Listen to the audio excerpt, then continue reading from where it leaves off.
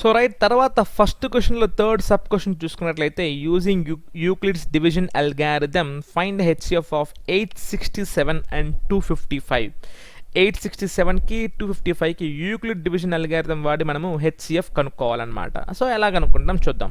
Right, so నేను ఇంతకుముందు చెప్పినట్టుగానే మనకి ఫస్ట్ ఎప్పుడు కూడా మనము డివిజన్ చేస్తాం, అందులో డివైజర్గా ఇప్పుడు చిన్న నెంబర్ని తీసుకుంటాం. సో 255 తీసుకొని 867,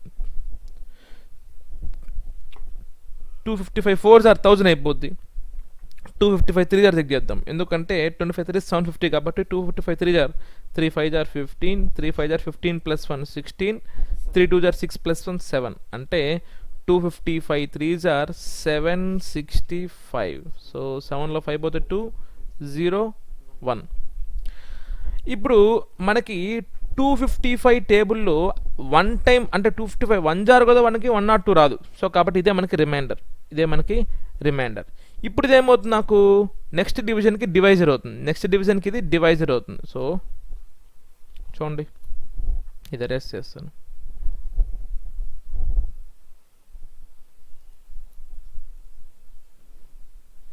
ఈ రిమైండర్ మనకి నెక్స్ట్ డివిజన్కి డివైజర్ అవుతుంది. So 102 2s are 204, 102 3s are 300 above అయిపోద్ది, పెద్ద నెంబర్ అయిపోద్ది. సో నార్మల్ డివిజనే చెప్తున్నాను, బాగా అర్థం చేసుకోండి. నేను ఇక్కడ నార్మల్ డివిజన్ చెప్తున్నాను. డివిజన్ ఎప్పుడు కూడా మనకు చిన్న నెంబర్స్ రావాలి. ఒక నెంబరు ఆ నెంబర్తో మీట్ అవ్వాలంటే దానికన్నా చిన్నది ఉండాలి, లేకపోతే అదన్నా రావాలి. అంతకన్నా పెద్ద నెంబర్ రాకూడదు డివిజన్ చేసేటప్పుడు. సో 102 3s are అంటే 300 అయిపోద్ది, కాబట్టి 102 2s are 204. సో 5లో 4 పోతే 1, ఇది 5 51. ఇప్పుడు ఇది రిమైండర్ అనమాట. ఇది రిమైండర్ కాబట్టి దీని డివైజర్కి తీసుకొని దీని డివిడెండ్గా తీసుకుంటా. 51 2s are 102 and the remainder is 0. So ఎక్కడైతే రిమైండర్ 0 వచ్చిందో దాని కరస్పాండింగ్ డివైజరే మనకి హెచ్సిఎఫ్. నౌ అట్లే వదిలేయకూడదు. సో దీని ప్రజెంటేషన్ మనం ఎలా రాయాలంటే ఇన్ టర్మ్స్ ఆఫ్ ఒక సెంటెన్స్ ఫార్మాట్లో రాసుకోవాలి. ఏంటి అంటే division rule. Dividend is equal to divisor into quotient plus remainder. So dividend వచ్చి ఫస్ట్ డివిజన్ చూసుకోండి, మనకి ఇక్కడ మొత్తం 3 రకాల డివిజన్స్ ఉన్నాయి. ఓకే,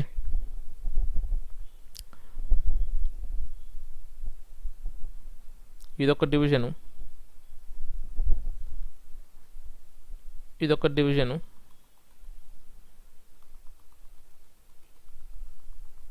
ఇదొక డివిజన్. ఓకే, సో మొత్తం మనకి 3 రకాల డివిజన్స్ ఉన్నాయి. సో ఒక్కొక్క దాంట్లో dividend is equal to divisor into quotient plus remainder అనేది క్లియర్గా రాస్తాం. చూడండి, dividend is equal to divisor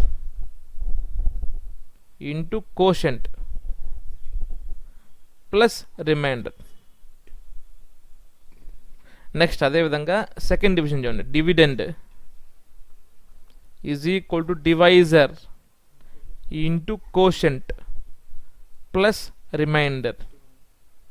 Next third దాంట్లో dividend is equal to divisor into quotient plus remainder. Okay, so ఎక్కడైతే రిమైండర్ 0 వస్తుందో దాని కరస్పాండింగ్ డివైజరే మనకి HCF. That's it. First division చేసి ఇక్కడ ప్రూవ్ చేస్తాం, ఆ డివిజన్స్ని ఈ విధంగా రాసి మనం రాయాలి వాడికి. That's it. Okay, thank you.